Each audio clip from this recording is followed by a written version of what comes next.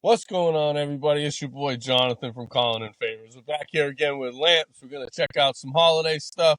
We're going to get into the LPGA Tour commissioner leaving, the PGA Tour just having an absolute shit show, but finally getting on board with the Creator Classic. We're going to talk about the greedy players and how it's affecting all of these decisions. And then we got an email from a listener talking about whether or not he should go back to his second club this year. So we'll get into it. What's up, John? I hope you and everybody had a great Thanksgiving. But Oh yeah, we're on to the cold weather stuff and the holiday gift guide series now. oh yeah. We got Thanksgiving was a good one. Weather was actually pretty good, man. One of the things that I've seen throughout my lifetime, I know you're probably like 40, I'm a little older, but the season's changed a little bit. It used to be snow was almost automatic at Thanksgiving, and now it's 65 degrees I and we're feel out like playing golf. we played it on Saturday in one of those freezer things, and it wasn't freezing, and you could actually still compress the ball and spin it. So it was, I don't know, it was kind of like felt like early spring golf. Yeah, it used to be, April was playable, May started to get warm, June was summer, and now I don't think it is. I think it's, May becomes playable, June starts to get warm, July starts summer, but we get that extra month at the end. So, the one good thing for Yeah, golf, definitely. the one good thing for golfers is, it's fresh on our minds for holiday season. If your family's asking, what do you need? What do you want? You're still playing golf every day. You're still in and out of the golf bag every day. It's fresh on your mind. One of the things I talked about last year was when it comes to holidays and gift giving and stuff, leave golf out of it for me. Unless you're buying me a gift card, don't buy me anything. I'm so picky, and it's hard to get that through to people's heads in a positive, not negative light. But I'm so picky of everything that I put in, on, or around my golf bag that I don't want to get stuck putting on a head cover that my niece, nephew, or aunt, uncle, I know. It those just doesn't go. maybe, It doesn't go with the bag. right? Those maybe you can get away with not putting it on there, but mom and dad, like, what do? Mom goes out and buys you a head cover.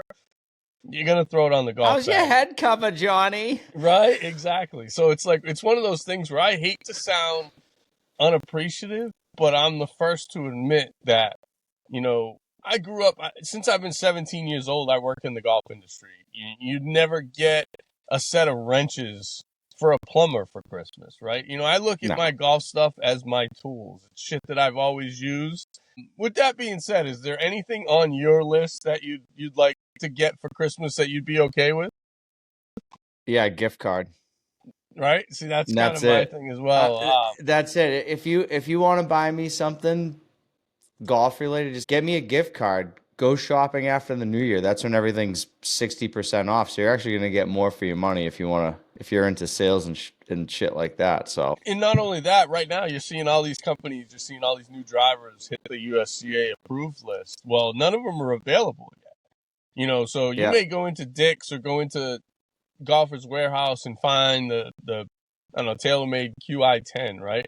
And it may be discounted. And it's a great deal, but does your golfer in your life want last year's model, or is he going to want to upgrade? Does he already have this year's model and wants next year's model, which doesn't come out until the PGA show? So there's definitely some landmines in holiday shopping. And I oh know, yeah, there is. and I know this topic could fall into the the word I'm looking for. Shrink the game line of thinking, but I've stressed it, and I'm not lying when I say it. I'm not shrink the game. I'm grow the game the right way. Um, Etiquette, I'm cool having the pace of discussion, play. right? But it all falls into shrink the game, pace of play, not taking divots out of greens, fix your ball Yep. mark, rakes your bunkers, right? The problem I think right now is nobody's negative anymore. If you speak out and you have a conversation about something and you say something, oh, these guys aren't doing this and the younger kids are doing that, and new golfers and COVID golfers, and then everybody gets defensive and the conversation doesn't happen. Now, I don't know how it is at your club, but at the clubs that I was at, these issues weren't a COVID golfer issue thing. They were a golfer issue thing. Yes, newer golfers have come into the game and are not willing to learn the etiquette. But I feel like golfers like us have done a bad job of getting them in line. Yeah, because I was having this conversation last night. You go to certain places, and I think you want to say things to people, but you got to tiptoe because a lot of people have the "Do you know who I am?" syndrome at some of these clubs, and they can't be told a thing. So it's it.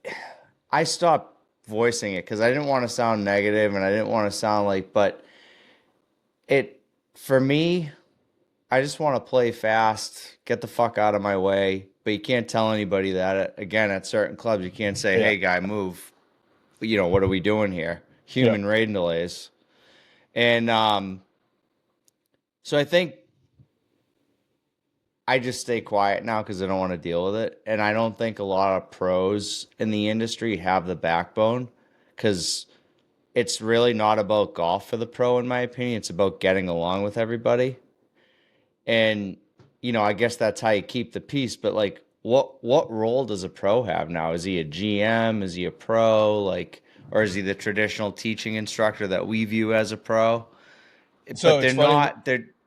They're definitely not pulling for the things that happen out on the golf course. And I think that's where all these clubs have boards now that make these decisions. So if you voice your opinion, then it has to get brought in front of the board, and then 10 people who really don't know much about golf have to talk about it. Right. And it's just a big circle jerk. That's kind of how I feel about a lot of golf these days. And I think at a lot of clubs, the boards have become a popularity contest, and That's unfortunately, all it is. it's not golf anymore. And the golf pro. It's funny that you brought up the golf pro because I had a conversation with a superintendent last night, and we were going back and forth, and he was shocked. He went to a private club the other day that's in the middle of a renovation, and the golf professional isn't even in the shop anymore. They have a merchandising manager, they have assistants behind the counter, and the golf pro doesn't have a piece to do with the day-to-day operations. And that's my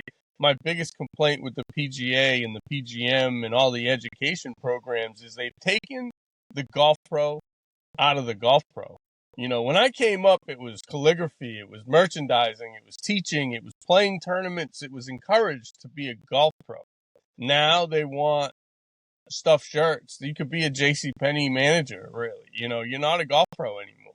You're a I mean, when you were at Harmon, you were very hands-on when you had tournaments. You were up there. You were yeah, standing on the ladder, doing the board, doing the calligraphy. You were yeah. I into it. kept it old school, and like not You everybody were touching the appreciated it. merchandise Yeah, like yes, where it yeah, should be. yeah. Not everybody appreciated that, but the people that did really appreciated it. They understood the extra step that it takes to do that. They understood that I got the. I was in a little bit different situation at Harmon because I spent most of my time down in the Bay. So when I finally did get an opportunity up in the main building doing day-to-day operations, I made sure that every I was dotted and every T was crossed. And I'm the first to admit there's a right way and a wrong way to do things, and I'm anal about doing it that way. But, I have my other stuff that I don't really care about, right? My assistants would say, hey, I'm going to go take off a week to go to a buddy's wedding. No problem, go ahead, right? Whereas a lot of golf pros, May 1st to November 1st, they're not approving that. So, I Yeah, grew up with you're golf pros that handcuffed. encouraged golf. They wanted us out there playing golf. They wanted us playing with members. They wanted us to go play tournaments. And I don't think that's the case anymore. And I think golf is losing because of it. But I was actually going to bring this up at the end of the episode, but this kind of topic brings up a perfect example. I got an email last week from a member at a club that's a member at two clubs, right? He's a member in Boston. He's a member at the club on the Cape. And his club in Boston has kind of fallen off the last few years. Every time he goes there, it's in so-so conditions. And he said, Johnny, I love the pod. I've been following along. I love the fact that you were open about why you left New Bedford. And I'm having that same battle right now. It's like breaking up with a girlfriend. Sometimes the Oh, relationship's it's over. like sometimes you know Yeah. the relationship's over, but you don't want to pull the trigger because you know what's going to be on the other end. I was a member at that club for 6 years. In the first 3 years, I was told it's going to get better. The superintendent's going to retire. All of these things, and that superintendent's still there. He's now overseeing a renovation project where they had to resod the situation on the 17th hole for the third time that they've had to do it. So, Oof. what are your thoughts? My only thing for you is like when you said at Boston Golf, where you kind of stop, speaking your mind. My answer to his question when he says, "What should I do?" is, have you spoke your mind? Have you spoke up? Have you made your opinion clear enough? And the board of directors and the powers that be have said your opinion's not important. Yeah, they're not listening. If your opinion's not important to them, absolutely.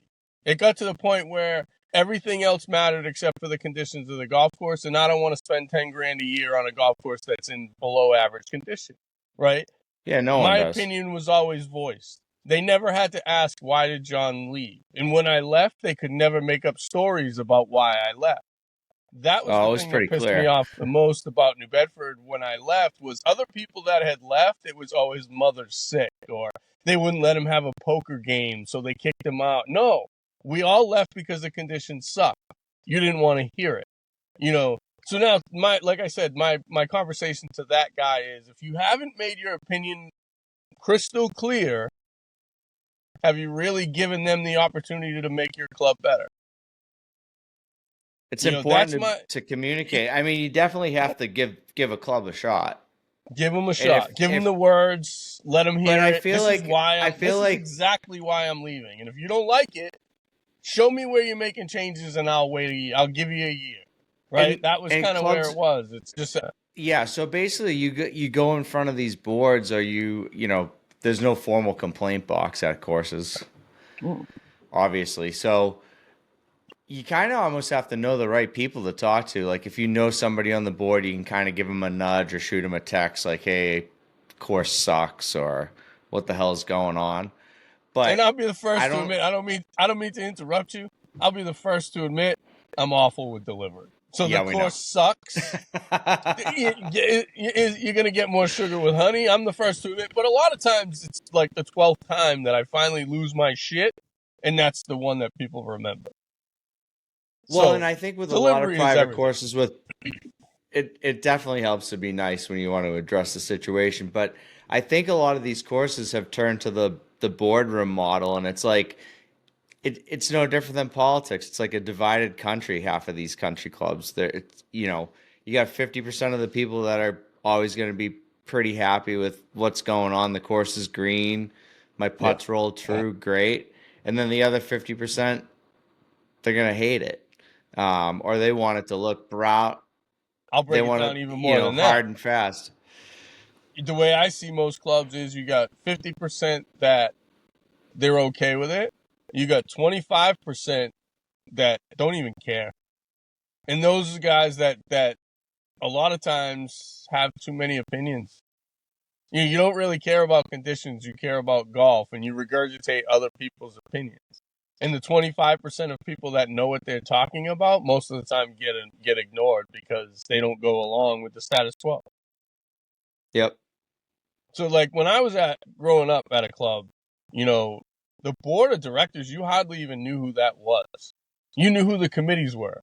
The greens chairman had his greens committee. 4 or 5 guys. Have you even voted in one of those? What's that? Like an election for the board, for a board member. I haven't even bothered. I don't even go. Yeah, half the time you don't even know there's an election going on. Right. Yeah, a lot of times it's kind of like people just feed, they kind of implant somebody like, "Oh, hey, buddy, you want to join the board?" And they kind of whisper. It's like a whisper campaign. The funniest is like the trash bag president they have at New Bedford. He literally flew guys in from Florida for the vote. They had already gone back to Florida for the winter, and he was like begging people to come back in for the vote because he wanted to change the bylaws for an unlimited term as president. Well, if you're going to give him an unlimited term as president, just fucking sell him the golf course. There's no board. There's no committee. It's him and the That's a fucking lot. I mean, used-back that's a lot of car effort. salesman. It's crazy, He right? It's insane. Like they literally he went through paid all for kinds of somebody's effort. flights. That's like nuts. No, I'm sure he flew in private. I'm sure there was probably like 20 of them that all flew up on one jet just for a vote and flew back out because he At wants to fucking have New his thumb Bedford? at New Bedford. Yeah, because there's one guy that can afford it, and they all think he's a genius. He's great. If I want to build a skyscraper, he's the one that I'm going to call. He's a fucking dope when it comes to running golf. It shows. The golf course is in awful shape, and the members all talk about it. All of them are in my DMs and comments. You should see what happened here. You should see what happened there. They did this Yeah. year, and they can't wait to tell me, but none of them have the balls to speak up. And then when they leave, they come up with some bullshit excuse. Oh, my kid's in college now, or my mom's sick, or well, and then the ones that say, I left because the golf course is bullshit. They all make up stories about it and tell, there's a guy that I had as a Oh guest wow. here, the angry Marine. They made the rumor that he left because they wouldn't let him throw a poker game. That had nothing to do with it. That was the reason why he said, you know what, fuck this, I'm not going to stay here. But he left because the Yeah. golf course sucked. It was in bad shape. We went down that road enough in the past. So on to the next topic, right? But you look at golf, and it's gotten to the point now where it seems like the only time you hear anything is when it's reported negative. Yet last week the LPGA Tour commissioner stepped down, and it was on ESPN. Actually, no, it wasn't on ESPN. And then 2 days later, they changed the transgender policy, and that was right. So it seems like golf has gotten to the point where the only time it makes the mainstream news now is when it's a negative and when there can be clap. Yep. Like You know when Monahan, the whole Monahan salary thing and stuff. That was but that came about around the same time, and it wasn't even exactly. noted on ESPN. The headline I went to see, is there anything about the LPGA and the PGA Tour? Yep, the LPGA, USGA, and I'm not going to go down the political rant of trans and non-trans, but I hate the fact that they always leave it open to interpretation. Now it's like the Yeah, headlines on ESPN was some LPGA rules against some transgender. It's now they can only eliminate transgenders that have gone through male puberty. So what now, you're encouraging parents to have their kids transition before they're 18? Like, I see, that's what I'm against. If you're yeah. 18, you've grown up, you've hit puberty, you've lived your You can life, make and your now decision. you make your decision and say, I'm want to live as a female. I have no problem with that. I don't judge you. I'm not going to make fun of you. But when a parent's letting a 13-year-old transition because they think they're a girl or a boy, get them some mental help, get them some therapy, and then after all of that, they want to do it when they're 18, no problem. But the LPGA Tour and the USGA rule, now what's next? You're going to have, you hear the rumor of parents having kids have Tommy John surgery on their arm when they don't even need it because you come out of it throwing harder. So what's next? Yep. You're going to have kids 10-year-old kid, he's showing some promise as a golfer. Let's transition him before he hits puberty. So now he can play on the LP. You know what I mean? Like, they leave it up It's to nuts. like, it's It's stupid. nuts. Like, make a rule. Have some balls. Well, LPGA Tour, they don't have them, but have some guts and say, this is the rule, black and white. No, you know what I mean? No arguing about it. I know your opinion I of just it. don't understand. I mean, it's if you're born a dude, you're a dude. You shouldn't be playing against girls no matter what. I agree. There's an That's it. open field. It's finite. It's finite. It's not men's and women's. It's open in women's. Women are allowed to play in the PGA Tour if they can qualify. You have a place to play. You're allowed to play there if you're good enough to qualify for it. If you're not, Yep. sorry. If you're a female, you get to go and play on the female tour, which is secondary. You shouldn't be able to be in between and in a limbo. It's like, I can't take steroids to play football. You shouldn't be able to take estrogen to play on the female sport. That's how I feel. Right. And again, Yeah. and we should stop this before we go down a road of getting canceled talking about it. But it's one of those things where people have opinions, and it just frustrates me when they pass rules that leave open to interpretation of people's opinions. Make the rule black and white. Have some balls and stand by it. You see these greedy players and all their new agreements. They're trying to shrink the field on the PGA Tour, and they're trying to, you know, be laxer on pace of play. And nobody wants to speak up about it because we have other issues like transgenders playing the LPGA to talk about, and it's frustrating. It's a big distraction. It is. You know, again, one of the things we're going to talk about next is the Creator Classic that the PGA Tour is starting to finally get on board and listen to some of the social media influencers. But that slid under the radar yesterday. If you didn't follow golf and you weren't on board and on social media, you didn't even hear about it. What's your opinion about that? I know you didn't really love the Creator Classic when they had it on the Players Championship. What's your opinion about the fact that they're kind of creating a task force? I think the PGA Tour might be paying attention, shockingly. They usually don't, but they're seeing the popularity with all these guys in their podcasts. And when I think Bryson, him getting more views than the PGA Tour on his social, that had to have opened their eyes to be like, oh man, we're not doing this right. We got to kind of step back and take a look. And why not create a board with the people who know how to do it? They have way more, Exactly. they're way more knowledgeable in that because they did it. And I don't know if there's a formula. Like I don't think there's this equation where these guys even really knew what they were doing when they got into it. They just kind of figured it out. They just started doing But things. and it clicked, and now they Yeah. have kind of some guidelines that they can give the tour to fast track that now, and they So will. And if they do, I think the social media aspect of it for the Tour, which they do a terrible job with, yeah, I think that's a big part of it, is getting it it'll out get on the them a lot social more channels. exposure. Yeah, I agree. It'll Yeah, be a lot. and Yeah, if I just feel like all these guys now they're gonna get paid, and I think you're gonna see a lot more advertising from the PGA Tour with these influencers probably working with some of the pros and doing some goofy shit that a lot of people are really attracted to now, is the goofy stuff like Bryson hitting balls over his house, or yeah. these like grass league style stuff where they're just playing par three and it's kind of a Part threes. party. Yeah, I know Looks they pretty had one cool. on Peacock last night. I don't know what the viewership was, um, but yeah, I think it's great. My But it's one all thing, people are finding out about it on socials. Like you're yeah, not going on the Golf Channel and hearing about this shit. nobody watches the Golf Channel anymore. I don't think. Honestly, it's like you see the ratings for tour events, and it's like non-existent. But The when one did thing you that I watch the Golf Channel? Like it was when Holly Saunders was there and yep talk about when they were sex in the studio, sells and we talk about sexy influencers, they right? gave them all back. They gave them away. Yeah. I think that's what happened. I think, when it comes to the sex sells part of things, I think the ones that saw what was happening on the Golf Channel with Holly Saunders, Laura Thompson, there were so many of them that I think the female golf population realized, I could do the same thing on YouTube and people see it. And when Greg came to me and said, "Hey, title is called," they can't fit the guys from Barstool in at Manchester Lane. They were wondering if we could film here and you could fit those guys. I saw the trend. I saw the trend going off TV to social media, and I was like, absolutely, send them in. I didn't realize how far it was going to go away from golf. That's my only thing that I hope the Creator Classic does, is sticks to golf.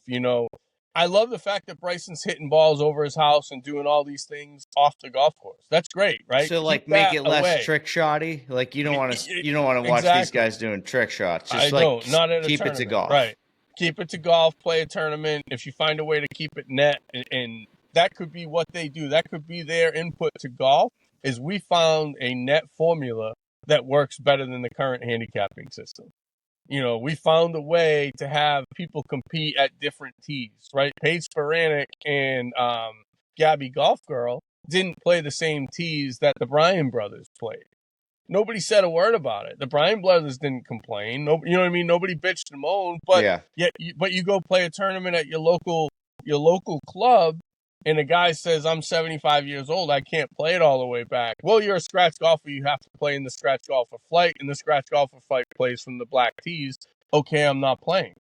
Right. So that's what's going on in golf. There's too many what ifs and gray areas. Rule 13-5, I believe it is, and I'll double check. It may even be 3-5 on the USGA handicap book, is how to play from different tees. Like, they have it there in the rule book for a reason. And then you get people that get so worked up about it. But then you get the flip side of that coin where you get people that take advantage of it. You get guys that say, oh, I'm a 13 handicap. I fall into this flight, but they hit it 300 yards and they're playing the forward tee. So, how do you police that and how do you manage that? And I hope that's kind of what can come out of that Creative Classic is good for golf. I love Bryson hitting the stuff over his house.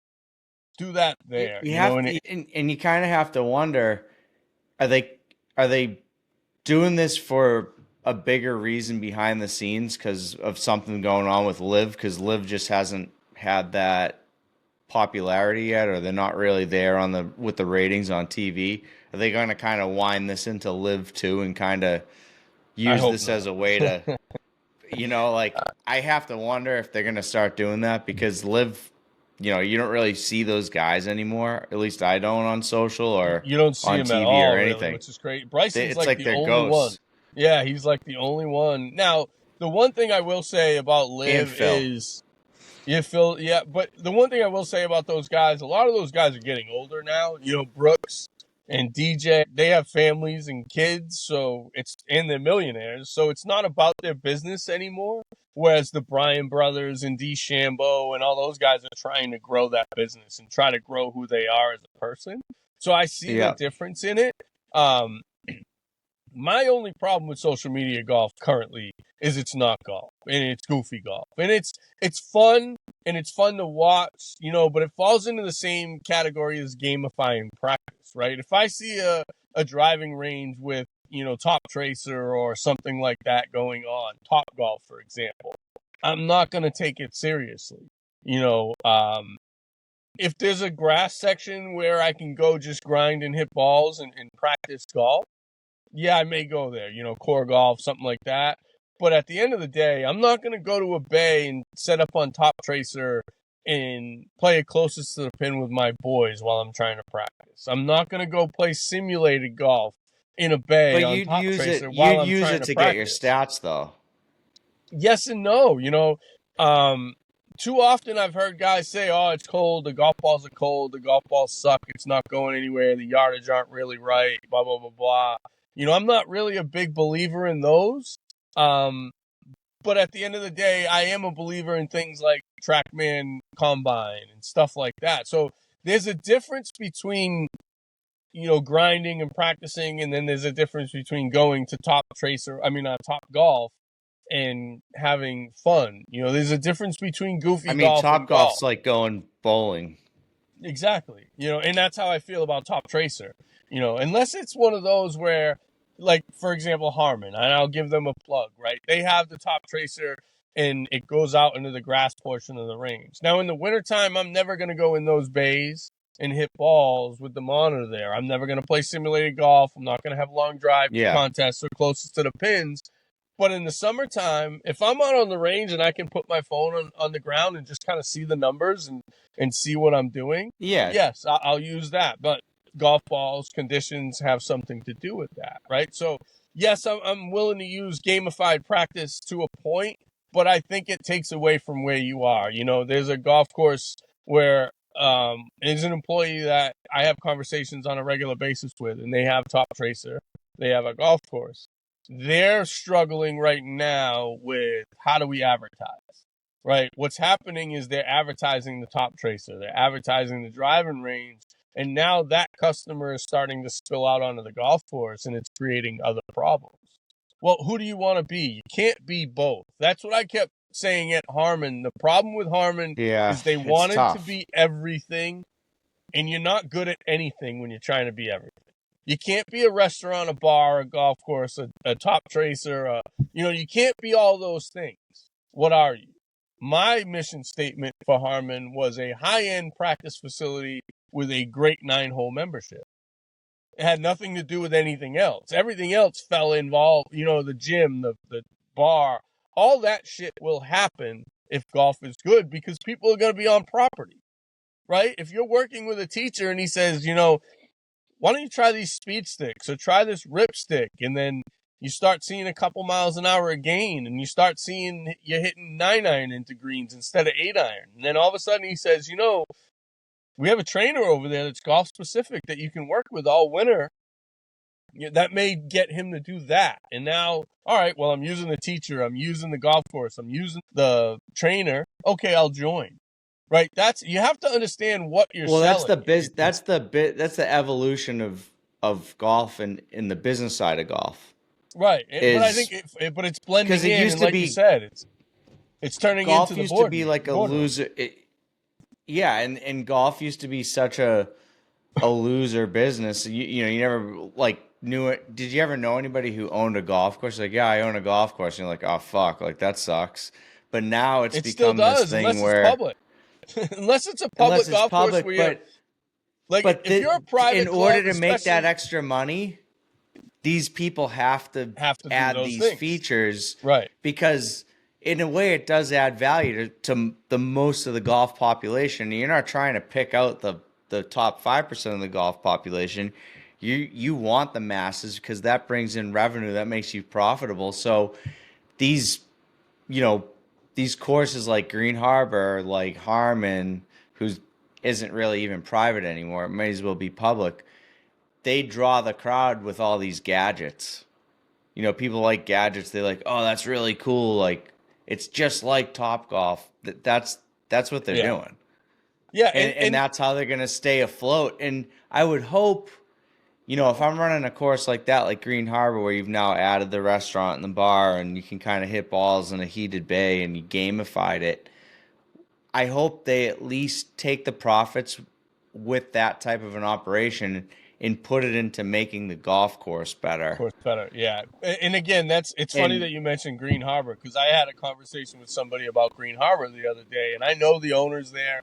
I've fit them a couple times. I'm friendly with them, and I have a conversation with them. And I saw the commercial that they put out the other day. Now, for Topgolf, for a restaurant, for a bar, it's a great commercial. For a golf course, it's not attracting the type of person that you want on your golf course.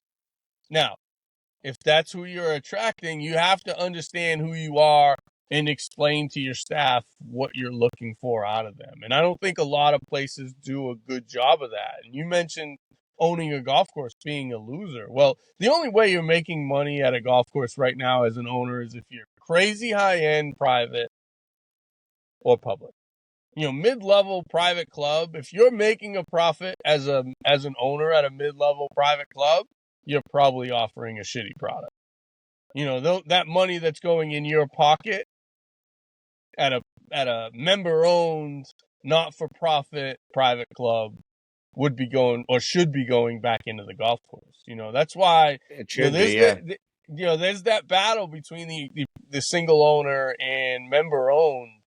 At high-end place, yep, single owner works. At a low-end place, public, yep, single owner works. At mid-level private, single owner doesn't work, because what you end up with is the owner and his cliques and everybody else. And if you're in everybody else, you're always looking for the next spot. You've always got one foot out the door looking to join that next place. I mentioned LeBaron Hills a few times.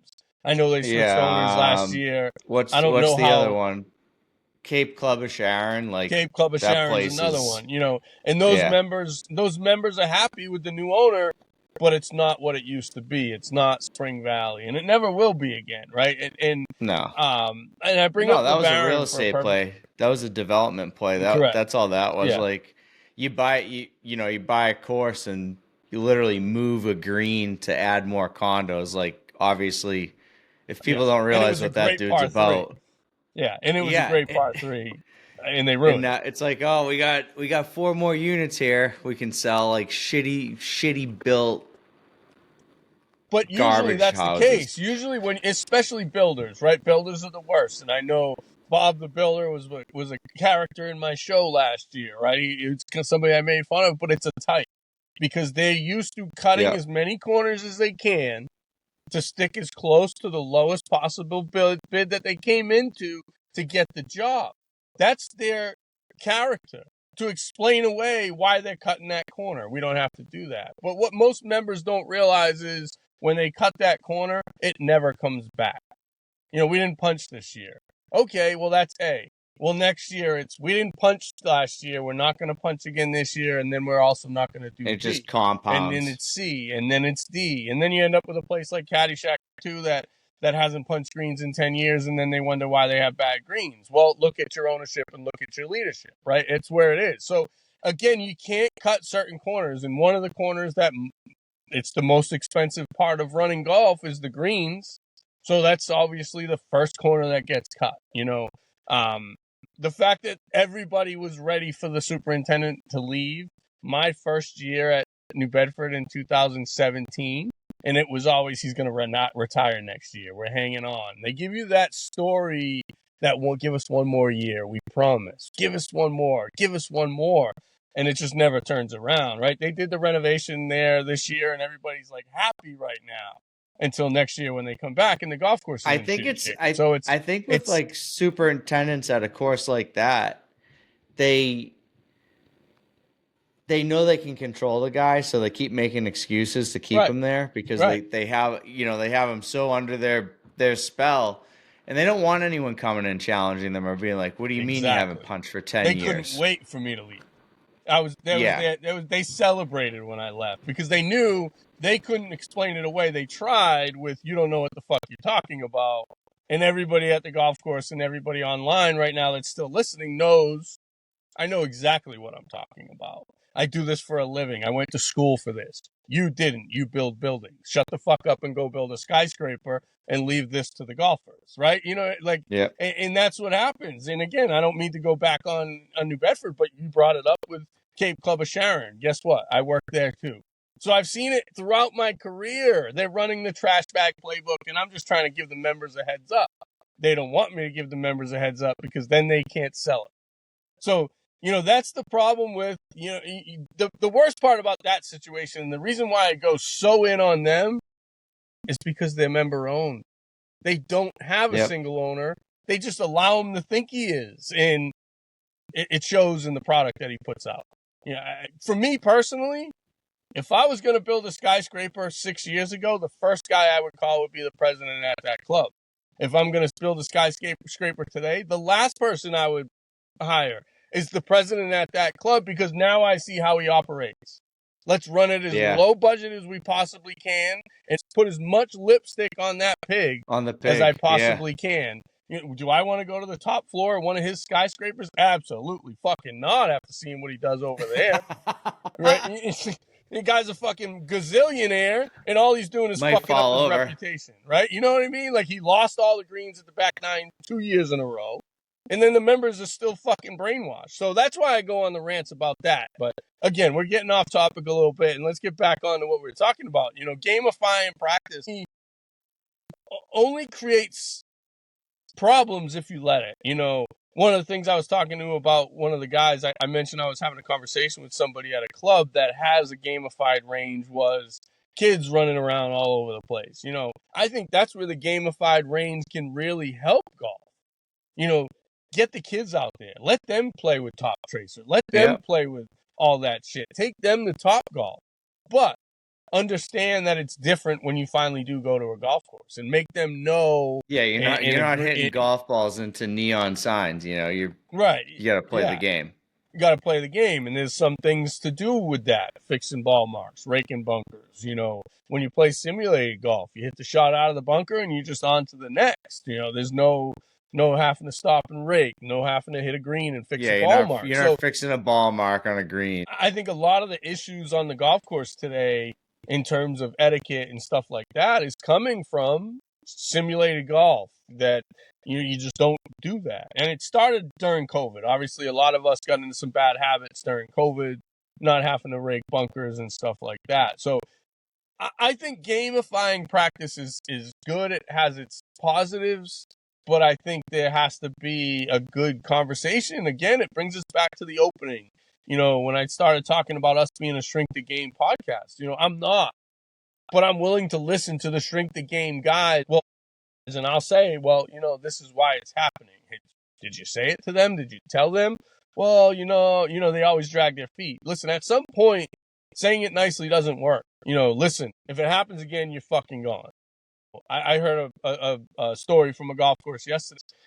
There was nobody on the golf course. They let an eightsome out, and the eightsome was kind of trashing the place. They were driving the carts everywhere and doing dumb shit. An eightsome? Well, I mean, they were playing a scramble, two okay. balls, nobody around. It's the winter. I have no problem with that, right? But again, your first reaction is an eightsome. You didn't hear the story. My reaction is if I see 8 dudes that all want to play on the same hole, something's going down. I mean, those boys are having fun. So, if you want to if you want to keep the course a certain way, like you should be able to observe that and be like, oh shit, those guys are going to go deep. But you have, when you're playing 8, right? You have a responsibility. The golf course is doing you a solid. Go ahead, go play 8. All right, there's nobody around. You're not going to hold anybody up. The golf course is doing you a favor. You're going to stuff it up their ass by acting like idiots. You know what I mean? Like that's what the common golfer doesn't get. Like they want to take, but they don't understand what goes into it. One of the topics that you see online all the time is the golf cart fees. Why should I have to pay my own individual golf cart fee? Because you're not on a rail going straight down the middle of the fairway. The golf cart goes over there, then it goes over there, then it goes over there, then it goes over there. There's 2 people playing golf. There's 2 balls that it has to go to. You both pay your own fee. I think they have a point, and golf courses will never do this, but it might help the golfer because it might make them think twice about being cart path only.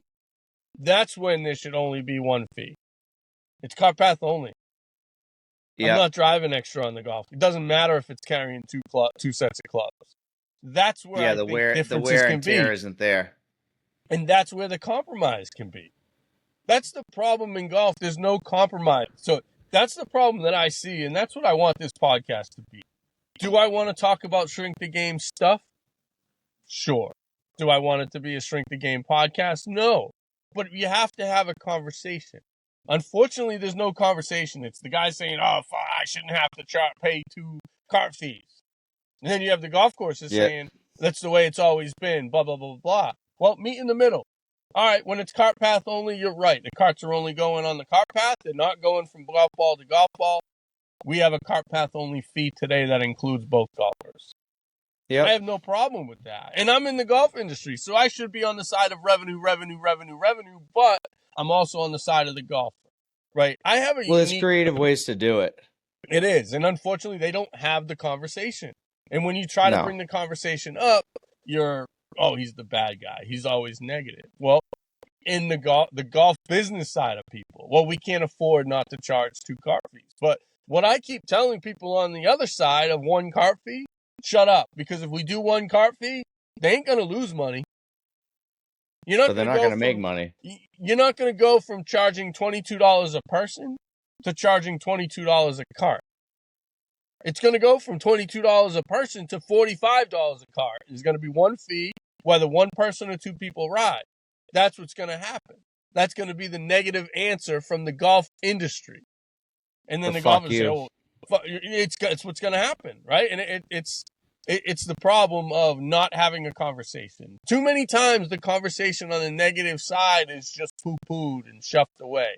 You know what the biggest problem I see at most golf courses? Not acknowledging they have a problem. And then before you know it, 5 years have gone by, and that problem has gone from this to this to this to this to this to this, and now you have no members, and they say, well, what happened? The economy tanked. This happened. No! Members were looking for a way out, and you gave them one. The economy gave them one. There has to be a compromise. Golfers show up. The worst thing a golfer hears when they walk into the golf shop is cart path only today. Oh, the greens are punched. Right, yeah, exactly. That too. It's one of those things that it's just kind of frustrating, and everybody is so sensitive nowadays. One of the things that I like to do, and I don't think a lot of the young generation does, I get made fun of all the time about my ex-girlfriend being as young as she is, or as young as she was, rather. But I got to see the way the younger side lives and the way they think, and they don't watch old programs. There's so much entertainment on now that They can watch new current stuff all the time. When we were kids, we Right used in to their watch, hand too. right? We used to watch the same movie over and over and over again. I could tell you so many non-PC Adam Sandler comedies line for line. This new generation And you'd doesn't wear do them that. out. You'd wear Right, them out yeah. playing them. This generation doesn't do that, so they don't see the other side, right? One of the things, and the reason why I bring this up was last week I was bored and I brought up Entourage. I'm like, let's kill some time, and I'll start it from episode 1. By the way, side note on that, if you ever want to have a great soundtrack to your life, just watch Entourage and just put every song It is a good on one. a playlist, and it'd be dope. But Just make a Spotify playlist. right, a playlist You probably with all already the have songs it. from every episode in Entourage, and it's a dope playlist. But what I want to say is, like, some of the non-PC shit that used to happen in the early 2000s and stuff like that, I sit there and I laugh and don't think anything of it. But as I'm rewatching it, you're like, ooh, they wouldn't get away with that one today.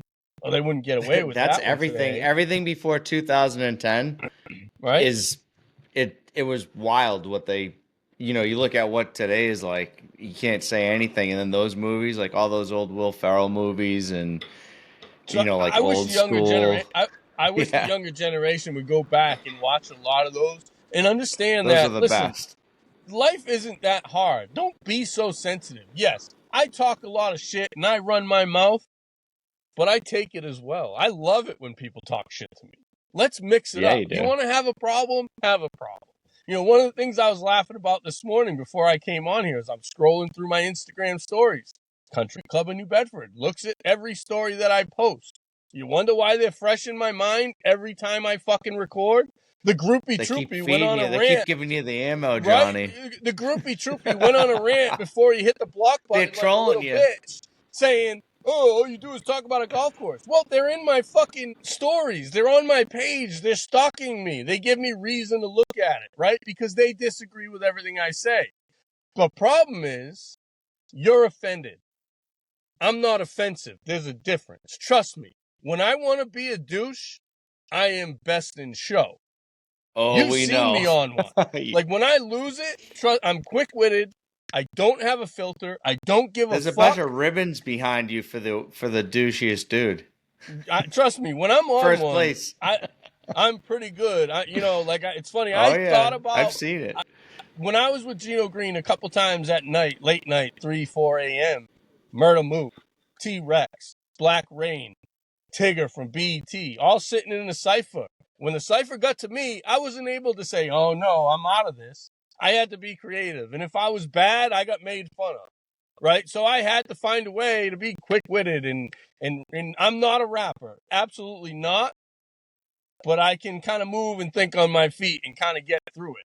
I had started laughing the other day when all those golf dudes started doing the golf rap. And then everybody started doing their own verse. And I was like, should I chime in with this one? And I'm like, I'm too old for that shit. But it's who Pick we your were. battles, dude. It was battle rap back then. That's, we created it back in the 90s. Like, that's, the funniest thing that I look at now is you see all this retro shit, the flat brim hats, the non-structured dad hats that look like it's been under a tire for a month. Those hats. I hate it because those. I You love hate the them. fact that they're going back to the late 90s, early 2000s for fashion and style.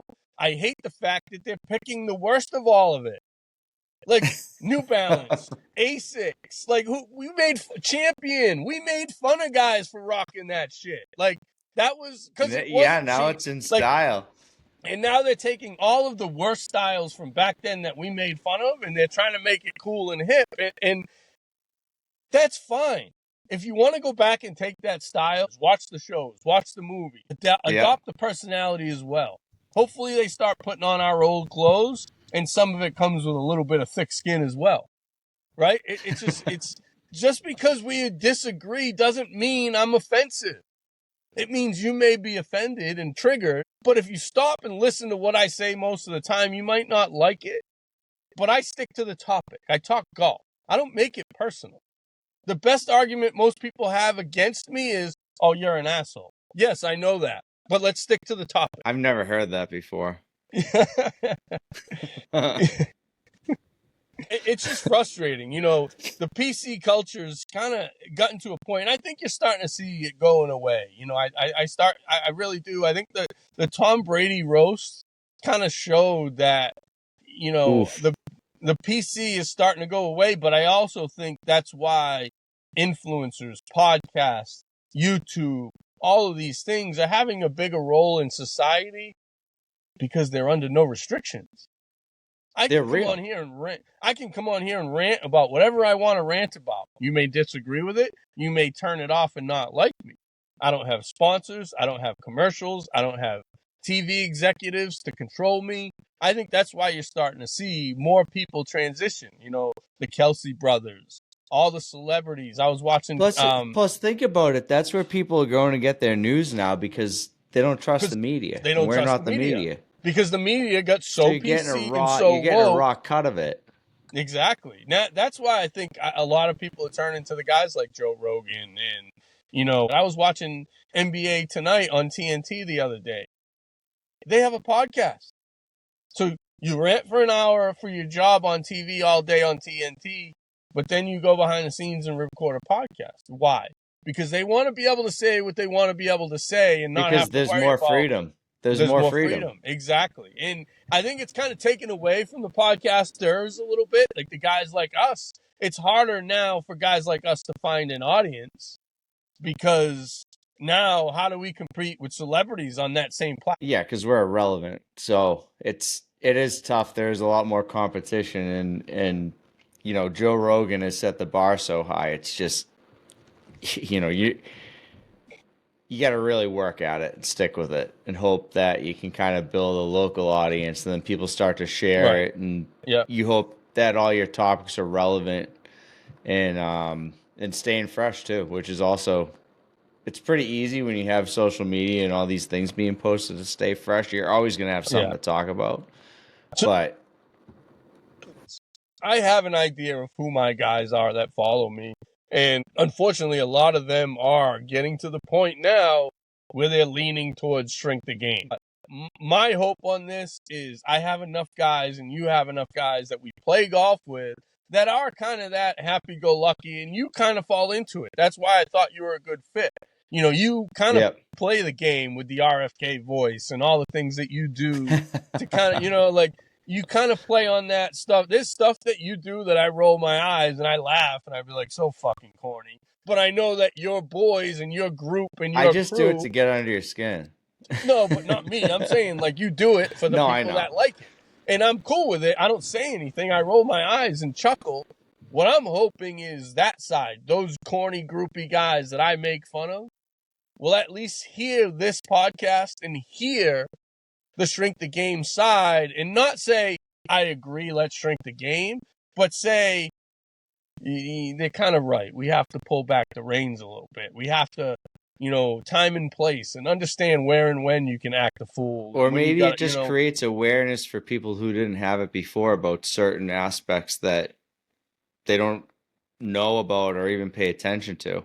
right. Kind of The bringing golf attention maintenance and side, awareness to that. the golf maintenance side, I think, is where you're going to really start to see some eyes open. There's some great superintendent pages, and now you got pages like Turf Today and some of the superintendent type podcasts that are sharing these pages and talking about, practices that you can't skip. You can't skip punching greens. You can't skip hand watering. Little ways where you can cut corners and people. I would never notice. Like if I played New Bedford tomorrow or first thing next year, and I went out there and they had no first cut, I would never even notice it. Wouldn't even care. But when you Yeah, cut because it that doesn't first matter. cut, it doesn't matter. But when you cut that first cut and you mow it, it's another mower that you now have to use and set at a different height. It's time. To make it even worse, they have little stupid 150 and 100-yard posts that are kind of in the ground that are in the first cut. So every time they mow the first cut, they have to get off the They got to mower. They pull have to pull those posts. They have to mow. Then they have to get back off the mower, put them back in. It's just time consuming that because you say you have no staff. You say you can't cut cups because you have no staff, but yet you have a first cut. It's just you're starting to see these practices and these trends from the superintendent side of things, and I hope people start to look at those pages and open their eyes. Golf has an Yeah, maybe we'll opportunity. have one on to kind of talk about it too. 100%. I have a superintendent in mind as a guest to come on once a month when relative topics happen, right? Yeah. Greens at a golf course get trashed, some stuff that he sees, divots out of greens. Come on and rant. I'll give you this opportunity. Hey, the reason why I don't want a third chair. 3-person podcast doesn't work playing golf matches, right? So that's kind No. of where I want to get Let's this to go. turn to. And a few of the people that I've talked to in the past couple of weeks, one guy reached out and was like, "Hey, I love the tech conversations. Hey, I love the Definitely. golf stuff. I love it when you go hit balls. I haven't even playing golf. I'm healthy enough now. It's too cold. Hopefully, come spring, I'll still be healthy." Yep. So the golf content is going to pick up, I promise. Obviously, up here in the Northeast, we don't really have the opportunity to do that right now. So we're going to upgrade this podcast, and it's going to stay golf, and I'm not afraid to talk shrink the game. So you're not afraid to let me, and you'll chime in with the frat boy opinion of some of the stuff that I say. And I think that's where it works. You got to have both sides of the conversation, and I think at too many places is not. There's only one side. Yeah. And and that's what a lot of times that's what is the downfall of single owner private clubs is they're too stubborn to listen. They're too worried about taking 500,000 instead of 400,000 and doing things right. You have to have the right guy in that situation, and the guy has to be a golfer. He has to understand golf. If it's just a business guy, he's just going to be like, what you said. What can my salary be? Yeah. The best way to see it, the best guys that do it are the way they're doing it over at Marion, right? It's a portfolio play. Those guys don't need to make money at Marion. Marion is a toy to them. They make their money, they earn their living doing what they do for a living. Now they hired a superintendent and some golf people and said, go, right? And when Gil Hance shows up on property next year and they redo the greens and bunkers, this place is going to be dope. Well, why didn't anybody else in this area think of that? Because they're all worried about money and budgets and the economy and making excuses and with for all why that they stuff can't they're do doing, things. They're not even going to increase the green fees They don't that have much. to. So they're like, right. Yeah, they're sticking to the core of what golf is. Like, we want people to come play this course after we put the money into it, and we're not going to gouge them to do it. And that place has a cult following. It's an awesome spot. It is. It's a great spot, and they're doing It's what needs unbelievable. to be done more often, right? Little Marion is a golf course. Run it the way golf people run golf. I don't care what you've done in the past business-wise. I don't care what you did at your restaurant. It doesn't translate to golf. Just like golf stuff doesn't translate to running a restaurant. Too often people try to be everything and they fail because they're not being who they are. Right? Let's go back. That's what happened to golf. Golf got ruined when business people got involved and started thinking they could turn a profit and realized, wait, maybe there's a reason why most of these clubs were all non-profit back in the day. Right? Because exactly. You can't turn a profit. You can't make money. If you're trying to turn a profit, people don't realize how much it takes to grow grass and keep it cut and the labor that goes into it. It's a money suck. The more corners you cut, the more people notice, the harder it is to have a business. You're walking on a razor blade, dude. If you cut one thing out, you're gonna lose money. If you increase this, you won't have any money. So you kind of have to keep that balance going. And that place is great the way it is, and I think people appreciate it for the way it is. They have a really kick-ass pro shop, like sneaky good pro shop. But it looks like it's in a rundown shack. Right. But that's kind of like the allure to it. It's like, that's what's, because that's what they're saying. We're golf. We don't care about the other stuff. We don't care about the building, the clubhouse, selling booze, whatever. No, they don't even have a garage to keep their shit in. Nope, they don't care. And it's great. It's in great shape. We had one of the members at New Bedford. I've been kind of talking to him behind the scenes saying, I've played Little Marion. You should go over there, check it out. He chimed in the fall. He's like, I thought you were kidding. He's like, I hadn't been there in 20 years. Holy shit, this place is different. And it's only going to get better. And the buzz is what you need. And that's what makes clubs buzz, right? If you don't have, when's the last time you've heard anything about LeBaron Country Club? When's the last time you've heard anything about Yeah, Indian nothing good. Pond Country Club? When's the last time You you've never heard anything you never about? hear anything good about them because it's the same bullshit year after year. It's the It's, same you know, arguments. it's like all the clubs on the South Shore. They people leave Halifax, they go to Indian Pond. People leave Indian Pond, they go back to Halifax. Well, Halifax just turned to complete shit. So no one even goes there. They're all at Indian Pond now, and that place could be and used to be in the top 25 in the state.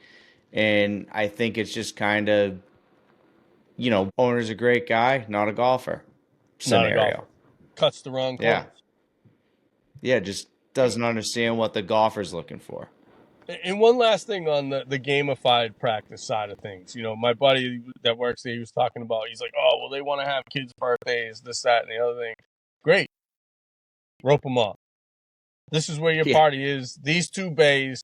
Kids are not allowed unattended outside these 2 bays. Obviously there's exceptions, going to the restroom, things like that, but this is your bay.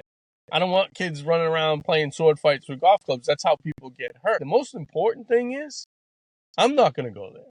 The golfer's not going to go there. I don't want to be at a driving range where kids are there playing fucking sword fights with their golf clubs, right? I want to go practice. It's awesome. It's one of the most entertaining things you can see, though.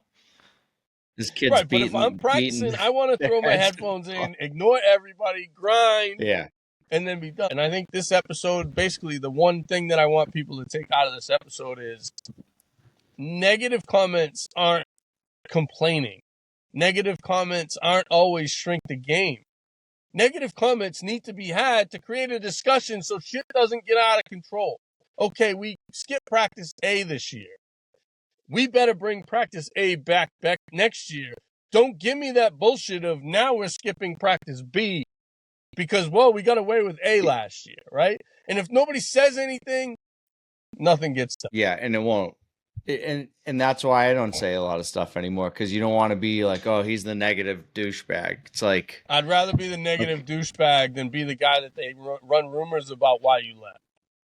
So to the member that reached out, I mean, I can respect that. I'm just not.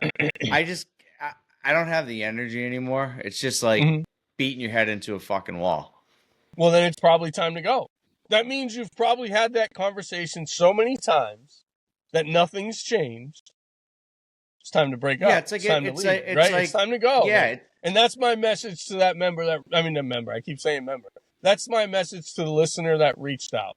If you're to the point now where you think if you're going to tell your reason why you're leaving and be judged, it's never going to come back to the way you expect it. It's time to go. Yep. If you haven't said anything, speak your mind, listen to their answer, and make a decision. And if their answer is, we know, we're addressing that problem, then fine. Give them 1 more year and let them address the problem. If there's no progress, peace out. Yeah, a lot of these clubs are expensive, really expensive, right? I mean, initiation fees. Sometimes it's a financial windfall to leave the club, right? I mean, if you're going to get your initiation back, if you paid $50 to get in, and now you're kind of back and forth and up in the air, whether or not I want to leave, whether or not I don't leave. Well, what can you do with the $50,000 that you're going to get back from that initiation? It's a financial windfall. Yeah, I mean, there's some big nuts that people pay to get into these courses for sure. There's so much that goes into a decision of do I stay or do I go? And like I said, that was why, had I had 10 or 15 grand tied up into initiation at New Bedford, there's a chance I might still be there. Right? There's a chance I might not have left and said, it's a waste of that initiation. Especially if you're at a club where you don't get it back. Not all clubs do you get it back. Yeah, some of them, it's a nut. It's gone. It's like you don't see it anymore. Right? If I had paid 10 grand, and like I said, I don't even care if a club does it over 10 years. Give us $1,000 a year over 10 years. That's your initiation, but you don't get it back. Or give us 10 grand right now and you get it back when you leave. But I wonder if people are kind of like, to leave. I think, if you're a member at a course, you obviously kind of know there's a waiting list and you're informed about it. So I think, if a course like Plymouth, if you're looking to leave, there's a big waiting list, you're getting your money back pretty quickly. Cause I think how it works is if one out, one in, you get your money back faster, or if you leave and there's most no one places, waiting. yeah. So As long if as they you don't, know sometimes there's a list. Sometimes there's a if there's list of people that have left that are in line to get their money back. So that's, they again, have to pay it out. these are questions that you should be asking before you join, before you pay that initiation, before you pull that trigger. Yeah. Place like Plymouth. If you left Plymouth right now, you said, I'm not really happy with Plymouth this year. I'm going to take a year off. You're going to get your money back quick. But can you get back in, or do you have to wait 10 years on a waiting list? Yeah, I mean, that's kind of where that you have to have that conversation with yourself. If I miss it next year, can I get back in? A lot of clubs, the answer to that is no. A lot of clubs, you're not going to get back in. A lot of clubs, I can add my name to the waiting list, but you can't get back in. So, there's a lot to go into these discussions, and these are conversations that are great to have out on the golf course with guys that are at these top clubs while you're playing with them. So I love the fact that I've got like 4 or 5 to 6 if you count the 2 clubs that you're a member at, that we can play matches next year. And I'm sure there's a couple people on here that when they hear this are going to reach out and say, oh, I'm a member here. We can play here. We can play there. It'll be fun. So there's definitely some conversations that we're going to have. And I know a lot of the people love it when I start talking fitting, gear, equipment, and especially now that you're on board, who's gone through the experience of being fit by me, being fit by other people, your addiction to training aids. There's some places that we can go with this podcast that can help some people, and there's some topics that we can have. Especially, I'm doing everything I can to win some more bets and stash a few hundred away every week. This podcast gets really good. This weekend. Yeah, Johnny's picks. All right. I got to get off the Detroit Lions. That's 2 in a row that they pushed on me. I should have had a 2-0 night the other night. The over was a no-brainer. I hope people follow me on that one. But this podcast gets really good for a week if we get down to the PGA show. We can record golf, demo day, apparel, gear, tech. I mean, shit. We could do episodes all through February and March until it gets warm, just on stuff from the PGA show. So there's some angles and some spins that this podcast could take. And for those of you that are getting back to golf, I know I went off the rails. I know I went down a road. You talk about the CEO from United Healthcare getting murdered last week. And I'm not going to go on a rant about that because I have my opinions about United Health. But they're no different than anybody else. It's deny, deny, deny, deny.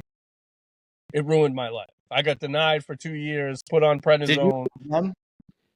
Oh, that's what caused it. When I left Harmon. Oh, so you actually use United Health? Not anymore. But when I left Harmon, when I had Almeida Golf, we were on United Healthcare. So I had to wait the 90 days before I got my healthcare. So January, February, March were out the window. But April, May, June, July, August, September, and then October was the one that I finally fucking ripped up. I was on the antidepressant, and I said, I'm not getting healthy. My doctors don't care. My health insurance doesn't care. Bogey just died. I lost my house. I lost my girl. Why the fuck am I even here? And that's when I went down that dark road. Yeah. So it's like, you don't see the long-term effects of getting your medications denied, but something like 75,000 people, fucks with you, dude. 75,000 people a year die while getting denied their medication every year. That's wild. That's a crazy stat. When you're in the business of helping people, he pissed somebody off. When you're in the business of helping people, and bottom line, revenue is more important than helping people, you're going to have some problems. So, do I feel bad for the guy for getting murdered? Obviously. Nobody wants to see the violence. Am I surprised it happened? Absolutely not. Because people lose their shit over stuff like that. I did. Yeah, I lost my shit over it, but I did it They might have lost a loved one that got denied or something. You don't know, what's going on there. You don't know. It was crazy, we'll never know because they're never going to find the guy. Right? And it's nuts. So I don't want to go down that ramp. It affected the podcast 100%. I kind of came out of it in March watching the PGA, the players, and I kind of was starting to feel positive. And then when they kind of had some issues with my medication and insurance again, that was when I went really deep and dark. I went to the storage unit every day. The topics got dark and it changed, right? Thankfully, I'm the type of dude that I deal with shit on my own, in my own way, in my own silence. And I did. I went to the casino. Yes, I lost all my money, but I avoided people. I didn't do anything. I didn't murder a CEO. I didn't, you know what I mean? But I dealt with it in my own way, and I had my own shit. And that's where this podcast took a turn for the bad. And I'm hoping you jump on board will kind of get us back to golf first. Yeah, And yes, bring it I'm going to back. go on some rants, and I'm going to talk about some shit that's personal. But at the end of the day, it is what it is. No, but we'll be having some fun. It'll be nice when the weather warms up. We can get out there and talk shit to each other and beat each other into the course. So that would be good, and looking forward to it.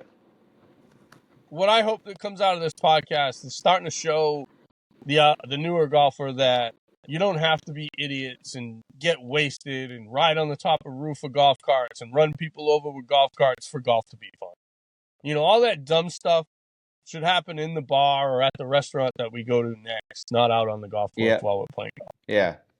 So that's the I like that. Yeah. I think we covered some good topics. I hope we keep growing, and I hope this thing takes off, because I think there's a lot of good stuff that we can talk about. But yeah, we'll have fun. Anything you want to add before we go? No, everyone just have a good weekend, and let's get some fun shit going on. That see me in a green screen today. We've had some sound issues. Anybody that knows me knows that my voice is like an alligator mating. You can hear it for miles. So it leaves some challenges on mics that most people don't have to deal with. So we'll be back together recording again on Tuesday, and you're going to start to see an upgrade in the sound. Yeah, so going forward, we're doing the best we can to make this a positive, fun place to be. Again, keep chiming in with your comments, negative or positive. You're not going to offend me. I love to hear when I go wrong. Tell me I suck. Talk some shit, and then I can come back at you. That should be a segment. Yeah. Talk shit to John. Until next time, guys. Let's go. See you later.